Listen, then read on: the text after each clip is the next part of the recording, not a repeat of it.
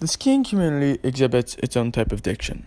I have been skiing for about 10 years and more recently have become accustomed to the type of language that is used. I will start with certain words that have definitions specific to the discourse. The word mogul is defined by John Allen as the navigation of large bumps on a slope. When skiing, someone may refer to a mogul run, and it would suggest that the hill has many bumps made from snow built up near one another.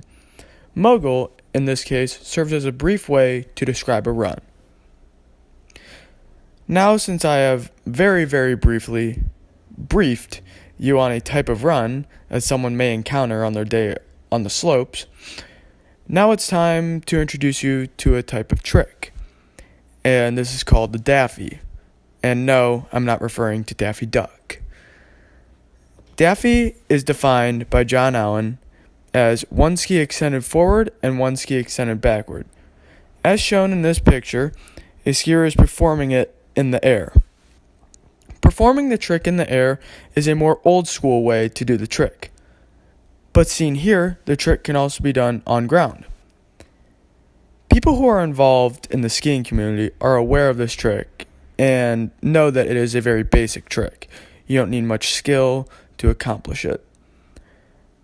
And these are just two of just main types of lingo that you might hear throughout the day while skiing.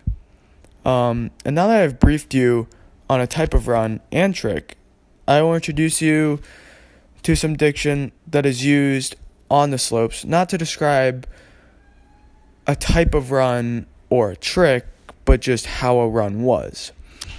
The most common to people outside the community would most likely be gnarly.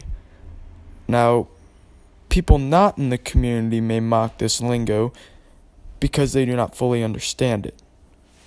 When on the slopes, if you had a run that gave you an adrenaline rush and got your heart beating very rapidly, you might refer to the run as gnarly. A run could be awesome, but not necessarily gnarly. Gnarly means it was above and beyond. Most of the time, people will say a run was gnarly and not elaborate on it, but everyone around will understand they were probably shredding some gnarly powder weaving through a tree run. And up until then, I've kept it very basic, but as you can see, there's just many different ways to describe, one specific run or an entire run. And the best way to learn about this lingo is to go out there and hit the slopes. To go out and just experience it with someone. It's hard to explain it to someone without them seeing it.